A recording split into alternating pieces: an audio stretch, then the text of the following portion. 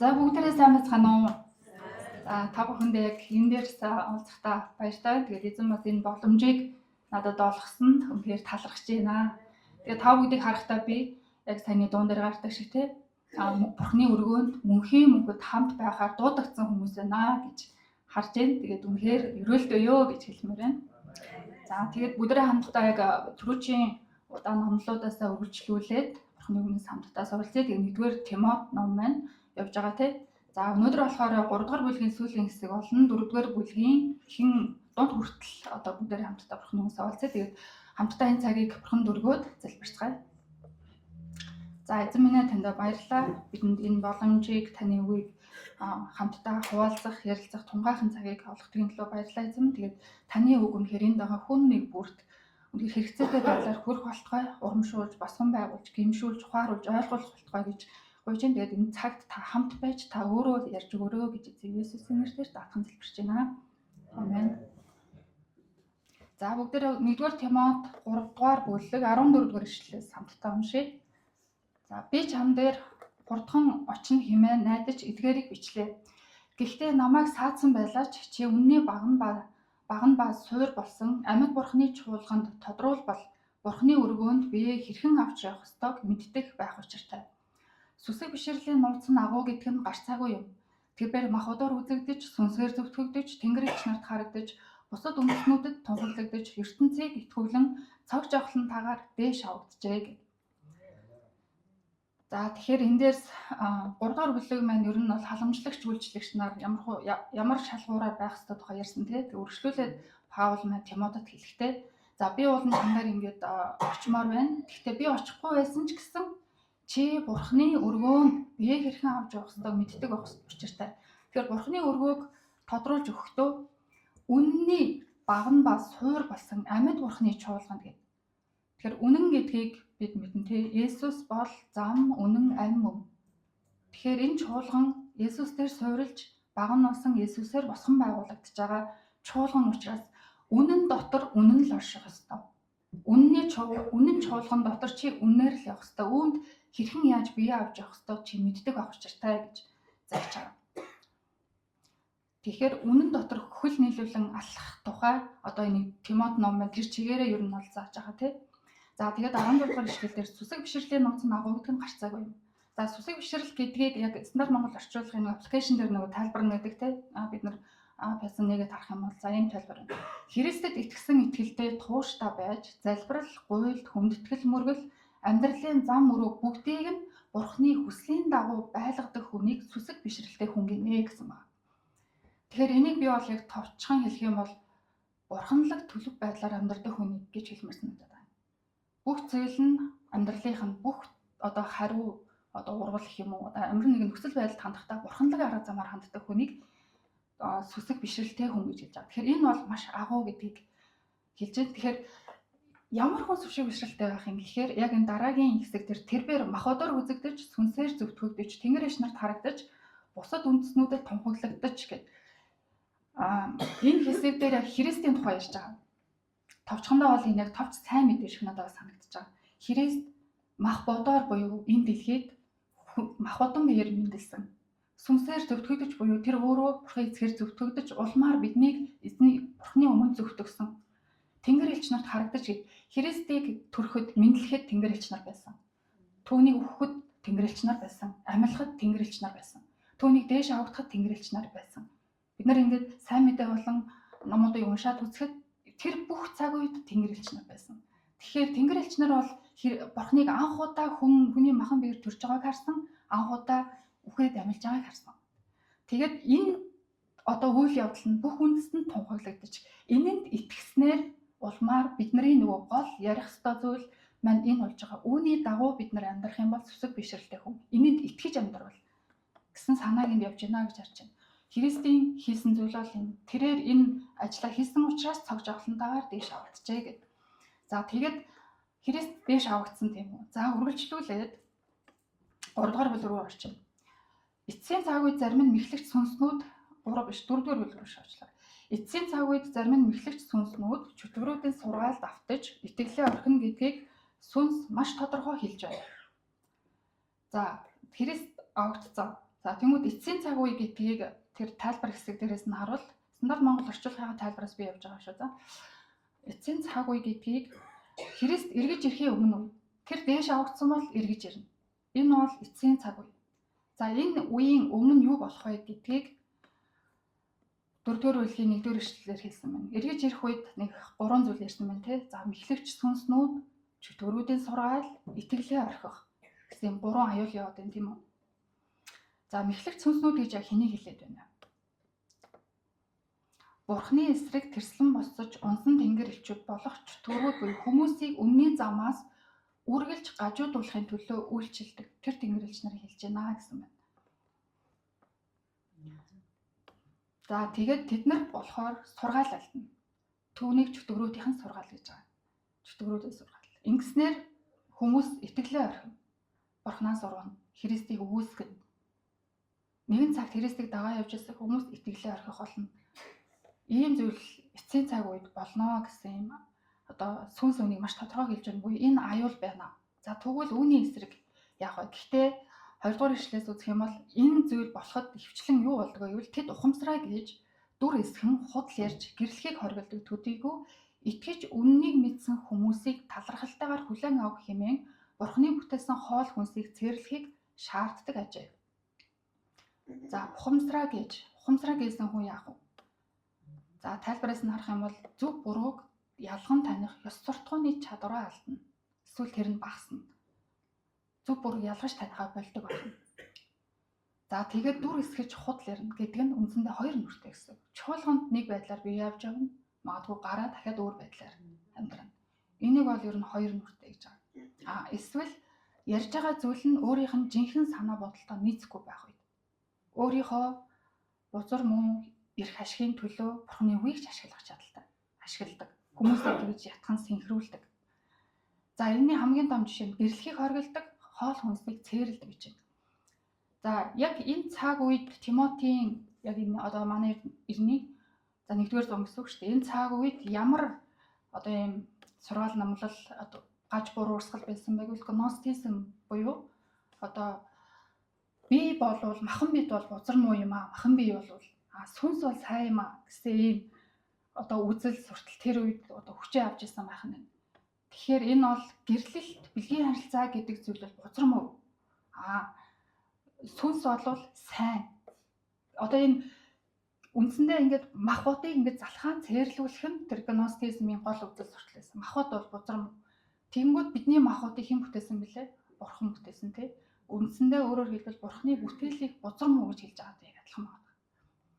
Тэгэхээр энэ болвол чөтгөрийн сургаал буюу цаад далд санаа нь одоо Эхлэл ном дээр энэ 3-р бүлэг дээр хамгийн ихний зүйл байна гэж харж байгаа. Энэ нь болохоор Сатан Еваг Эден цэцэрлэгт мэхэлдэг штэ тийм.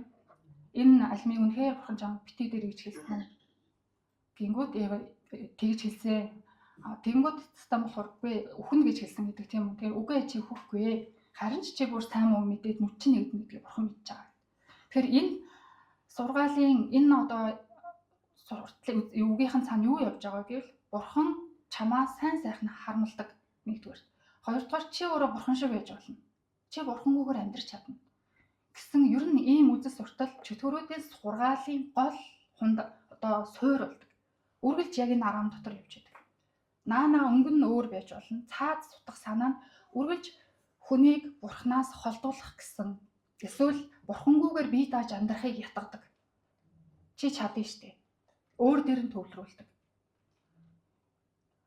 За энэ бол ерөнхийдөө бурхны сургаалын эсрэг ерөн цаад санаа. Наана ингээд дэмжиж байгаа юм боловч цаад санаа. Жишээлх юм бол саяны гэрлэхийг хоригддаг, хоол хүнсийг цэрлдэг гэдэг нь бурхан за Эхлэл номон дээр хэлэхдээ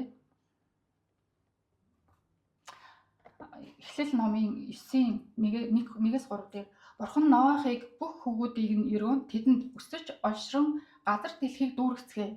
Хөдөлж хөлөгдөг амьтан бүхэн та нарын хоол хүнс болно. Би та нарт ургамал ногоог өгсөн шигэ энэ бүгдийг бас өгч байна гэд. Тэгэхээр бурхны анхны өрөөл тушаалны байсан байна. Өсөж олшророо дэлхийг дүүргээрэй гэсэн. Гэтэл яг тэрний эсрэг гэрлэхийг хориулж байгаа. Гэрлэхийг хориулж бид нар яаж өсөж үржих? Яг л бурхны өрөөлийн эсрэг ярьж байгаа. Тэгэнгүүт хөдөлж хөлөгдөг амьтан бүхэн та нарын хоол хүнс болно гэсэн байхад идэж болохгүй гэдэг хориг тавьсан. Үндсэндээ хүний хамгийн анхдагч хэрэгцээнүүдийг нь бүгдийг нь хоригдж байгаа. Хүнийг маш том сорилтонд байнга амьдруулахаар одоо ийм хуульчлалыг өөрсдөө зохиож Бурхны огт өгөөгүй тушаагаагүй зүйлийг нэмж гаргаж ирж байгаа. Энэ бол чөтгөрүүдийн зайлмаг сургаал. Үндсэндээ би энийг бас тайлбараас харахад ийм санаас давхар явж ийн гэж харагдаж байна. Харж болохоор байгаа. Бурхны өгөөгүй одоо өөрөөс нь Бурхны өгсөн тушаалаас ч илүү хатуу зүйлийг хүмүүст тулгаж байгаа. Ингэснээр би Бурханаас илүү ариун гэдэг санааг буюу Бурханаас илүү болох гэсэн санаа цаана нь явж байна. Энэ бүх одоо сургаалынхын цаана. Бас нөгөө төөгөр Бурханд би ямар нэг юм золиослол Бурхан надад өртөө болно. Бурхан надад эргээд үйлчлэнэ гэсэн санаархал бас явж ийн гэж харагддаг юм байна. Хүн энийг яг илт анзаарахгүй ч гэсэн цаад санаа нь бол тийм байдаг. Би яг энийг анх дөнгөж итгэгч болж явах үедээ нэг зүйлийг Бурханаас гуйгаад маш их залбирдаг байж байгаа. Тэгээд биелэхгүй харна мацаг барьж үзсэн. Мацаг бариад нэлээ удаан залбираад бүр нөгөө 58 кг та хүн чинь 48 болтлоо тураад. Гэхдээ миний тэр залбирсан зүйл биелээгүй. Тэр үед би юу гэж ойлгож байсан бэ гэхээр хүчээр энийг Бурханаас авах гэж оролцсон. Одоо ингээд мацаг бариад өөрийгөө зовоочвол Бурхан миний энийг хараад одоо миний залбиралд хариулна. Өөрөөр хэлбэл цаад санаа Бурхан надад өртөө болж байгаа байхгүй юу? Би тэгснээрээ. Тэгтээ эзний нэгүслэр би энэ дээр Бурхан надад өршөөлөө үзүүлж одоо нэгдүгээр тэр зүйл биелээгүй ч гэсэн би эзэнд гомдоод ч юм уу холдоогүй. Эзэн надад энийг нэгүслээрээ үзүүлсэн. Явандаа би ойлгосон. Бурханаас ямар нэг юм салахын тулд хүчээр бие зовоохно буруугаар муухраар зовоож болохгүй юм байна. Мацаг барилт гэдэг чинь утга учиртай цаана нь ямар нэгэн зорилготой байдаг болохоос биш би хүссэн юм авахгүйч Бурханыг ингэж багалзуурч байгаа хэрэгсэл биш юм байна гэдгийг яг ойлгож байсан юм. За тэгээд Иесус шинэ Матай 15:11 дээр хэлэхдээ хүний амаар орсон зүйл хүнийг бузралдаггүй харин амнаас гардаг зүйл хүнийг бузралдаг гэж хэлсэн байдаг. Тэгэхээр энэ дээр одоо хоол хүнсийг цээрлэх нь нэг талаар ингээд энэ хоол хүнсийг хоригдчих юм бол би илүү ариун болно. Бурхан намайг илүү ариунд тооцно гэж тэр цаг үед одоо үзчихсэн байна л да энэ гностизмын тэр үзэл нь. Гэтэл Иесус энийг хэлсэн байна те. Хүний амаар ордог зүйл хүнийг бузралдаггүй маа. Харин амнаас гарч байгаа зүйл бузралдаг. Үнэн дээр Бурханы бүтээл бүр сайн талархаад хүлээж авсан альваа зүйлсээс татгалзах хэрэггүй юм аа. Яагаад гэвэл энэ нь Бурханы үг ба залбирлаар ариусгагддаг. Бурханы бүтээл бүр сайн. Бурхан биднийг ер нь бүх зүйлийг бүтээхдээ нэн сайн боллоо гэж хэлдэг. Нэн сайн, үнэхээр сайн болсон. Тэгэхээр болоод, гомдлоод тэгээд ах зүйл байхгүй. Яагаад гэвэл энэ Бурханы үг ба залбирлаар ариусгад. Бурханы үг альваа зүйл гэсэн байгаа тийм зөвхөн хоол хүнс ч биш. Ер нь альваа зүйл. Бид нар ч гэсэн өөрөө Бурханы үгээр ариусгагддаг. Зүгээр үгийг уншаад тахаар ариун болдог гэсэн утга бас энд биш. Зүгээр залбираад байвал би ариун болдог ч гэсэн утгатай бас биш ба. Зүгээр эзний хийсэн зүйл нэгүсэл за энэ нэлээ урт дээрвтэй тайлбарлах гоо тийм. Тэгэхээр ямар ч байсан ариусгал бол зөвхөн Бурханаас байдаг. Бурханы үгээр, Бурханы ажлаар дамжин хийгддэг болохоос ш хүний хичээл зүтгэлээр ингэж 100% явдаг зүйл биш. Мэдээж хүнээс хичээл зүтгэл гарна. Бид нар ариусгалын амьдрал хичээл зүтгэлтэй амьдардаг. Гэхдээ энэ зөвхөн надаас хамаарч байгаа юм шиг л зүтгэж болохгүй гэдгийг хэлээд байна. Ариун байдал бол элдв ёслол хуульчлалаар бус зүрх сэтгэлээр хэмжигддэг. Зүрхний бодол хандлагаар хэмжигддэг. За цааш нь 6 дугаар ишлэлээр ах дүүстэй эдгээрийг зааж сургамжилсаар байх аваас чи дагаж буй итгэл ба эрүүл сургаалынхаа үгээр тэтгэгдэж Христ Есүсийн сайн үйлчлэгч болно гэв. За эдгээрийг зааж сургамжилсаар байх аваас. За эдгээр гэдгийг нь юу хэлээд байгаа гэхээр Тимот номынхаа өмнөх бүлгүүдийг хэлж байгаа. Тимот номын ер нь зүгээр нэг юм загтал шүү дээ үргэлжилсэн. Бид сүүлд ингээд бүлэг туваасан болохоос ш нэг загтал. Тэгэхээр өмнөх ярьсан зүйлүүдийг маань сургамжилсаар байх аваас чи дагаж буй итгэл ба эрүүл сургаалынхаа үгээр тэтгэгдэж гээд. За эдгээр гэдэгт би за 1-р бүлгийн Тимот 1-р бүлгийн 1:15 дээр Христ Есүс нүгэлтүүднийг аврахаар ертөнцид ирсэн гэдэг нь итгэмжит үг мөн. Мөнх амийн төлөө итгэх хүмүүст Бурхан өөрөө инрэл нэгүсэл төвчээрээр хандаж авардаг. За 2-р бүлгийн Тимот 2 дугаар бүлгийн 4-6-аар тэрээр бүх хүнийг аврагдаасаа үнний мэдлэг рүү ирээсэй гэж хүсдэг. Яагаад гэвэл ганц л бурхан байдаг. Бурхан ба хүмүүсийн хооронд ганц л зууч байна. Тэр бол хүмүүн Христ Есүс билээ. Тэрээр зохистой цагтаа гэрчлэл болж бүгдийн төлөө өөрийгөө төлөөс болгон өргөсөн юм. Үүний төлөө би тунхаглагч, илч, бас хүү, хайр ба үннээр бусад үндэстнүүдийн багш болсон билээ гэв. За ерөөсөө л энэ байгаа. Энэ өмнөх зүйлүүд дээр эдгээрээ гэдэг нь Христ Есүс юу хийсэн бэлээ? Яагаад энэ ертөнцийг аврахаар энэ ертөнцид юу хийсэн бэлээ? Энэ зүйлийг л зааж сургамжлсаар байна. Тэгэх хаваас миний итгэл улам өснө. Итгэлч нь ба эрүүл сургаалынхаа үгээр тэтгэгдэж гэдэг нь бид нар энийг ярьсаар байх хаваас энэндээ өөрөө тэжээгдэж, тэтгэж, тэнхэрч өсдөг байна. Эрүүл сургаалаар. Улмаар Христ Есүсийг сайн үйлчлэгч болно. За хэрвээ хүн одоо Христийг сайн үйлчлэгч болъё гэвэл яг нь үгэн дээр анхаарах нь байна. За энэ бол халамжлагч үйлчлэгчийн үндсэн үүрэг нь сургаал заах. За сургаал заахын тулд өөрөө Бурхны үгэнд баттаа үндэслэн сайн сургаалыг анхааралтай дагаж ирсэн нэгэн сургаалыг яг өөрөө энийг аваад буцаагаад тэрвэрээ бусдыг тийжээдэг. Ингэснээрээ Есүс нь сайн үйлчлэгч болно гэсэн байна. За 7 дугаар ишлэл дээр Бурхныг үл тоосон хэрэггүй үлгэр домгуудаас зайлсхийж харин сүсэг бишрэлт өөрийгөө дасгалжуулна. За Бурхныг үл тоосон хэрэггүй үлгэр домгууд гэж. За тэр 1-р зууны үед болохоор Грек Ромын соёлд философ янз бүрийн философ Аристотель, эсвэл стоицизмын үзэл тэнд их яригддаг байсан тий. Хүмүүс их цэц булаалдаж төвхтөө гүн гүнзгий утга сэдвүүдээр ярилцах маш дуртай байсан, хэлэлцэх дуртай байсан. Эсвэл эвдээчүүд болохоор ямар нэгэн үлгэр домог эсвэл угийн бичгүүдэд их анхаарлаа хандуулдаг байсан. Гэтэл энэс зайлсхийгээрэй. Паул тэгж хэлж байгаа юм аа. Чи энэс зайлсхийгээрэй. Харин сүсэг бишрэлт өөрийгөө дасгалжуул. За сүсэг бишрэл гэдэг хэдүүл ахаад тайлбарыг уншийе. Христэд итгэсэн итгэлдээ тууштай байж залбирал гуйлд хүндэтгэл мөргөл амьдралын зам мөрөө бүгдийг нь Бурхны хүслийн дагуу байлгадаг хүнийг хэлдэг бахан сүсэг бишрэл. Тэгэхээр нөгөө бурханлаг төлөв байдал буюу бидний яг л Христэд итгэж байгаа энэ амьдралын маань яг ямар байх ёстойг л хэлээд байгаа. Энэ зүйлд өөрийгөө тасгалжуулаарай. Тэр хэрэггүй Бурхныг үл тоосон зүйлээс хол яваарай гэх. Юуны төрөнд бидний тэргүүлэх ач холбогдолтой зүйл нь Бурхны үг гэдгийг л хэлээд байгаа. За би энэ дээр бол өөр дөрөө тохиолдсон нэг жишээ та бүхэн дээрээ 2 жилийн өмнө нөгөө UB тестийг төгсөхдөө би диплом бичих хэрэгтэй болсон болохоор тэгээд сэдвээ сонгох гэж би нэлээд удсан юм аа. Тэгээд тэн дээр надад тэр сүүлийн үед орчин үед нэлээд хүч аваад байгаа манифест гэдэг сэдв орж ирээд яг зөв би энэгээр бичмээр санагцсан байхгүй юу. Яг тэгэхээр энэний үзэл суртал ухуулж байгаа зүйл нь бүр үнэхээр хүмүүсийг ямар амар төөрөгдүүлж байгаа, Бурханаас яаж бүр ингэ итгэдэггүй хүнийг ч гэсэн Бурханыг сонирхох, огт сонирхолгүй болгож байгаа юм шиг надад санагдаад энэний эсрэг эн чинь бол үнэхээр ёрын одоо гэж хэлмээр ч юм шиг санагдаад тэгээд энэ сэдвийг сонгоод Бурханд залбирчээсэн байхгүй юу. Би ингэ ийм сэдв бичмээр байна. Одоо Бурхан та ингэ надад чиглүүлэг өгөөч гэд. Тэгээд нэлээд залбираад нэлээд удсан юм аа. Тэгээд нэг өдөр Бурхан надад чи энэ сэдвийг даах бэ гэсэн ийм утгатай юм өгсөн. Чи энийг бичиж болохгүй гэхээс илүү чи энийг даахгүй.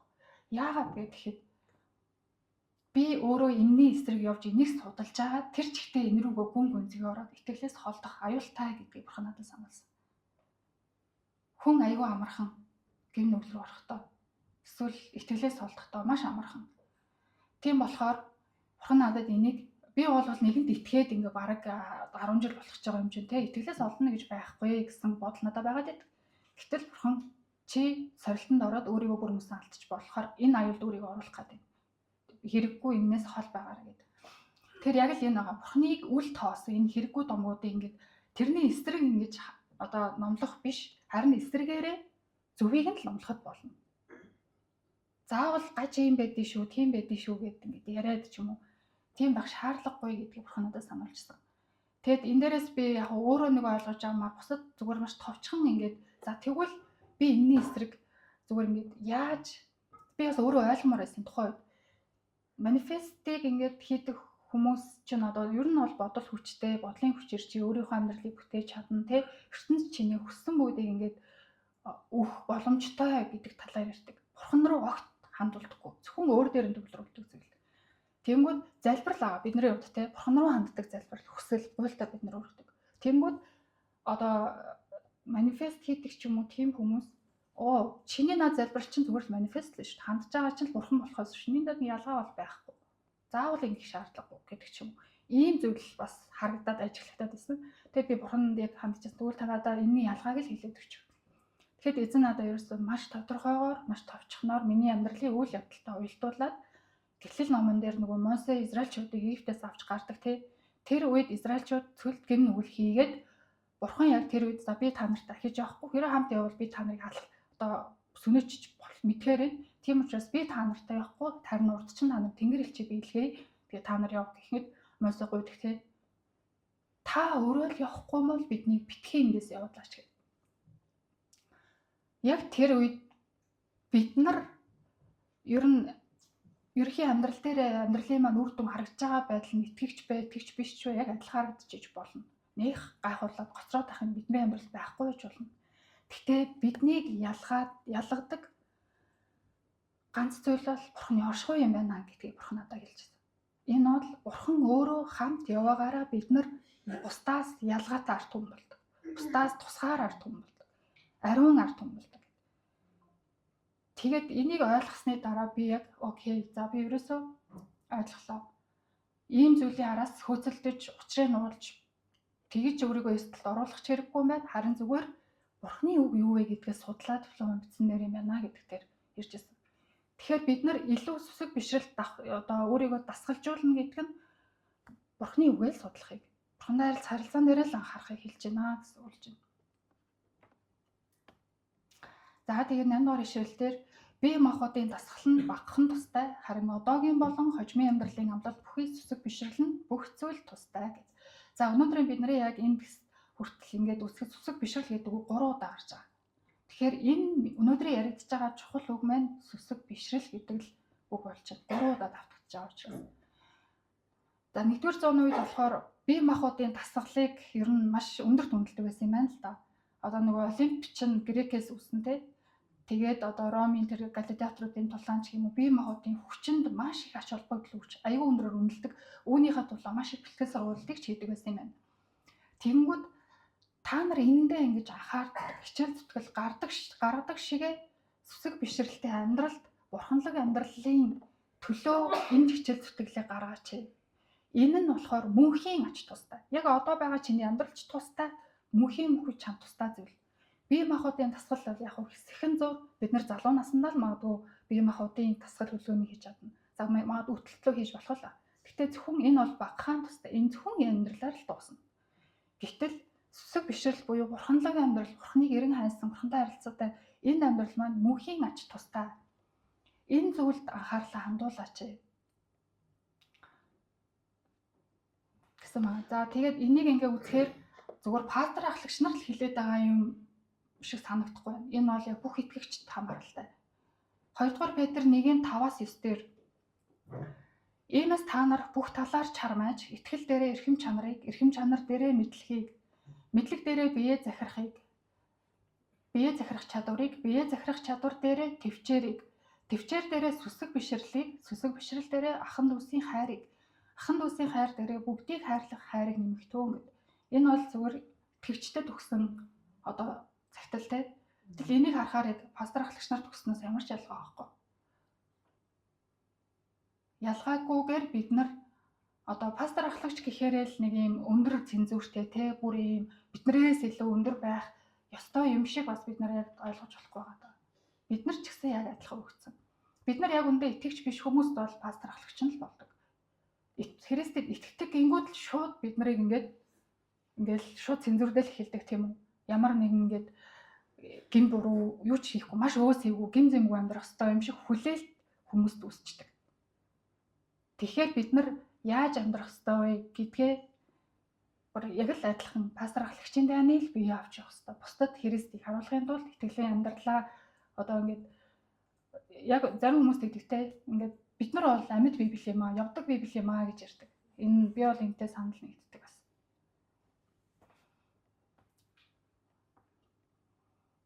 За тэгээд 9-р ишлэлдэр энэ бол бүрэн хүлээж авбал зохих бат найдвартай үг юм. Учир нь бүх хүний, ялангуяа итгэгч хүмүүсийн аврагч амьд бурханд бид найддаг тул энэ зорилгын төлөө бид шаргуу ажиллан нүр их зүтгэдэг гэв. За бүх хүний аврагч, бүх хүний, ялангуяа итгэгч хүмүүсийн аврагч нэг л байгаа. Бүх хүнд зориулагдсан.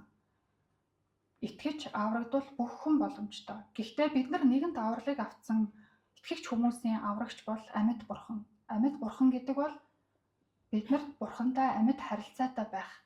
Ямар нэгэн одоо энэ өмнө гарсан те гэрлэхийг хориглох, хоол хүнсийг хориглох ямар нэг юм хориглох нь өөрөө бурханд ойртох гэсэн л оролдлоо л доо. Гэхдээ энийг юм автоматар юм ухрас сүсгийн байдлаар хийгээд байгаа. Гэтэл бурхан өөрөө амьд. Учираас биднээс амьд харилцааг л хүсэж идэг. Амьд зүйлийг. Одоо жишээлх юм бол би энийг ингээд төсөөлөхөр нэг хоёр зүгээр юм хүн биш үү? За Баатар ах нуур сууж байгаа юм те. Би Баатар ахтай ингээд харилцахын тулд битээр ингээд хэл амаар ярилцахаараа би ярина. Баатар ах миний ярьсныг сонсоод эргээд хариу өгнө тийм үү? Энэ бол зүгээр амьд харилцаа. Бурхантай яг л ийм харилцаатай байх тухай ярьж байгаа. Тэнгүүд би Баатар ахын тааллыг олохын тулд түүний өмнө ингээд хоол хүнсээ хориглол те. Янз бүрийн ёслол дэг жаг хийгээд тавхан бол ямар санагдах вэ? Сонин биз дээ те. Хүнд ч гэсэн энэ аюун мангар сонсогдсон. Аюу тийм царайчтэй ийм юмар намайг хуурах гэдэгтэй явах те л гэж бодогдно. Гэтэл бурхныг ингэж хуурч болох юм уу? Бурхан иймд хуурдах юм уу? Үгүй. Тэгэхээр бурхандаа яг л хүнтэй харьцаж байгаа юм шиг элен далангуу яг л амьд бодит байх тухай сануулж байгаа. Энэ хүртэл яригдсан энэ үг нь бат найдвартай үг юм аа гэж Паул хэлж байна. За тэгээд амьд бурханд найддаг тул энэ зорилгын төлөө бид шаргуу ажиллан нэр хөдөлмөрлөдөг. Тэгэхээр аврагдахын төлөө хөдөлмөрлөдөг гэсэн утгатай үг биш. Бид нар нэгэнт авралыг олсон учраас талархал, илэрхийлэн нөр хөдөлмөрлөх тухай ярьж байгаа. Бусдын төлөө болон бурхны төлөө. Эдгээрийг зааварчил зааж сургаа гэж 11-р эшлэлд юм. Тэгэхээр зааж зааварчил сурах гэдэг тухай бас энэ дээр 2 удаа давтагдчихж байгаа тий. Тэгэхээр ахлагч пасторуудын үүрэг бол зааж сургах, номлох, чиглүүлэх байгаа. Тэнгүүд бид нар ч гэсэн ингээ итгэж ч гэсэн гэр бүлтэй энэ тэмд бид нар заах хэрэгцээ гардаг. Өөр хүүхдүүдтэй тий өөр хүмүүст бид нар зайлшгүй заах, сургах, зааварчлах хэрэгтэй гардаг. Хэн нэгнийг бид нар заавал дагалдуулж байгаа бол тэр хүндээ ч гэсэн зааж зааварладаг. Тэгэхээр одоо удирдагч бол заана, бус нь бол энд нэг хамаагүй гэж бид нараас ойлгож болохгүй нэ тийм. За тэгээд эцэст нь би яг нэг 2 гол асуултыг та бүхэндээ асууя гэж одоо энийг би байнга ингээд үе өөрөөсөө байнга асууж байгаасаа гэж хүсэж байгаа юм. За эхнийх нь би сүсэг бишрэлд өөрийгөө тасгалжуулж байна уу? За өнөөдрийн энэ хүртэл хэрэгцсэн зүйл сүсэг бишрэлийн тухай маш их Паул ач холбогдол гэсэн. Энэ бол бурханлаг амьдралын тухай, бурхантай харилцаатай байх, Библийн үгийг уншдаг, залбирдаг, бурханы хүслийг эрэлхийлдэг, түүний төлөө өөрийнхөө амьдралыг тохируулж авч явдаг хүнийг хэлж байгаа. Тэгэхээр энд би өөрийгөө дасгалжуулж байна уу? Тав юу энийг өөрөөсөө асууж байгаарай. Хоёрдугаарт миний бодол бурханы үг хэр ойрхон эргэлдэж байна. Энийг бас би өөрөөсөө байнга асуудаг. Тэгэхээр би өнөөдөр бурханы үгийг бодсон уу? Бурханы үг бурхан надад ямар нэг юм хэлж гэнэ үү? Би нойрд бодсон уу, бодоогүй юу? Заримдаа бүр огтын тухай бодоогүй явж ах ч үбийж идэг. За тэгэхээр энэ асуулт бас таныг тийм буруутгах, шийдвэрийг яллах асуулт битгий болоосоо гэж хүсэж байна. Учир нь за яана би залбираагүй, би өстө Библи уншаагүй, одоо яана бурхан надаас холдчихлоо доо, бурхан надаа одоо дургу болж байгаа бах та гэж бурханаас бүр илүү холдох шалтгаан битгий болоосоо. Харин энэ асуулт таныг гимшүүлээд бурхан руу эргүүлэх болтугай. Хэрв гимшээд эргэжээвэл энэ бол эзний ажил. Харин бүр өөрийгөө яллаад бурханаас холдчихвэл энэ бол диаволын ажил. Таныг бурханаас холдуулахын төлөө юу л юуг яаж ашиглана? Библийн үгийг ч ашиглана. Тэгэхээр сүсэг бишрэл гэдэг нь энэ ямар нэгэн амьдралынхаа нөхцөл байдалд хариу үйлдэл үзүүлэхдээ энэ бурханлаг арга замаар би шийдэж гэнэ үү? Эсвэл өөрийнхөө өөр шийдэж гэнэ? Ер нь бол бурхан ямар нэгэн асуудлыг шийдвэрлэхэд дандаа үнэнтэй нүүр тулуулах гэдэг. Яг л миний асуудалтаа нүүр л тулуулах гэдэг. Тэнгүүд бид нар нүүр тулахаас хийгээд өөрийнхөө арга замаар шийдэх гэдэг. Тэрэндээ маш их зовдог, шаналдаг. Тэгээд бурхнаас холдож байгаадаа нэмж өөрийгөө буруутгадаг. Харин ч тэрний эсрэг гимшээд эзэн рүү эргээд бурхныг эргэн хайна. Энэндээ нүр их зүтгэлж хөдөлмөрлөөрөө гэж Паул хэлсэн. Энд үнэхээр зүтгэл хэрэгтэй, хөдөлмөр хэрэгтэй. Тэглээгээд бас нөгөө тийшээ хазаахгүй гэж би бас анзаараад хардаг. Яагаад тэгэхээр залбиралтаа хүн найдаж магадгүй. За би залбирсан юм чи. За би өнөөдөр гоё залбирсан юм чи. Өнөөдөр би Библийг уншсан юм чи. Ингээд яг сэтгэлжин гоё тэнэгээр сайхан тайван байж болно. Тэгвэл нөгөө талаар бурхан дэвш залбиралтаа найдаад байгаа юм шиг. Ийм аюулаас гарч ирж байгаа. Аюух залбирдаг та найддаг. Эндээ сэтгэл нь амарсан. Гэтэл тэр залбирлыг нь бурхан яаж сонсоод яаж хариулж байгааг нь анхаараагүй. Анзаараагүй. Тэгээ би сүүлийн үед нөгөө чуулганы үйлчлэлээ ерөөхдөө өгөө тэгээд Библийн сургуулиасаа төгсөөд ингээд яг нийгмийн талбар дээр ажиллаад бас нийгмийн сургууль сураад явхад яг сүүлийн үед би миний амьдралд нэг юм зүйл ажиглагдсан. Би өмнө нь Библийн сургууль сураад чуулганд ажиллаж байхад би өдөр болгон бурхны үгтэй ойр байгаад үргэлж залбирдаг. Энэгээрээ ч би итгэлээрээ маш өссөн. Гэтэл яг сүүлийн үед энэ бүгдээс ингээд холдоод зай авах үед надад бурхны өмнө гайхуулах зүйл байхгүй. Би ингээд өмнө нь тэрэндээ айгүйх найддаг байсан гэдгийг анзаарсан. Би зөвхөн залбирт юм чинь, би үргэлж Библийг уншдаг юм чинь, би Библийн сургууль сурж байгаа юм чинь, би чуулганд ажиллаж байгаа, үйлчилж байгаа юм чинь. Эндээ найдаад айгүй тийм амьдрал байсан юм байна л. Гэтэл энэ бүгдийг ингээд орхигдуулаад ингээд жоохон цалгартахад би одоо ингээд айгүй юу болчлоо доо. Бурхнаас холдоод ер нь одоо надад ингээд бурхны өмнө ингээд тайвшаад авах юмгүй болчиход байгаа байхгүй юу?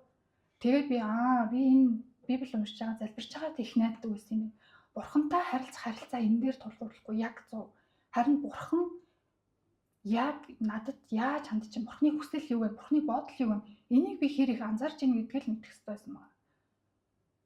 Тэгтэл итгэвч зарим хүмүүс хит их залбиртал дээр туушраад залбирталтай ач холбогдол өгөөд бүр ингээд шашинлаг харагдах магадлал аюул өндөр юм шиг надад ажиглагдав. Тэгэхээр хэдүүлээ энэ дээр маш тийм ухамсартай, эрүүл ухаантай ямар нэгэн залбиралтаа бурхан дүргсэн л бол бурхан сонсоод хариу заавал өгөх ёстой. Юу яаж юм бурхан одоо би ингээд ер нь хүмүүстэй за би залбирсан юм чинь гэдэг. Залбирсан юм чинь ингээд санаа нь орчих. Тэгвэл бурхан тэрийг сонсоод юу гэж байгааг та мэдж байгаа юу? Хариулсан юм уу? Хариулаагүй юу? Хариулахгүй байна гэдэг чинь бас л нэг хариулт. Тэгэхээр бидний яг гол анхаарах ёстой зүйл бол залбиралтаа биш бурхантай харилцаанд нэтэр бурхан танд юу гэж хэлж байна? Энэ бол сүсэг бишрэлтэй амьдралыг өдөр болгон өөртөө тасгалжуулах тухай шүү гэж хэлмээр байна. За тэгээд бүгдээ хамтдаа залбираад энэ цагаа дуусгая. За эзэн минь тэгээд таньда баярлалаа. Энэ гайхалтай цагийг та зөвшөөрсөний төлөө. Тэгээд өнөөдрийн яригдсан таны энэ үнэхээр эрхэм үгийг эзэн бид нар зүрх сэтгэлдээ оруулж амьдралдаа хэрэгжүүлэхэд та үнэхээр ятгаж урамшуулж ариун сүнсээрээ бидний дотор ажиллаж өгөөрэй гэж гуйж байна. Би таныг илүү их таньж мэдхийг хүсэж байна. Итгэлээр эзэн улам илүү өсөхийг хүсэж байна. Та бидний амьдралд ажиллаж өгөөрэй гэж эзэн Есүсийн нэрээр таатхан залбирч байна. Амен. За баярлалаа.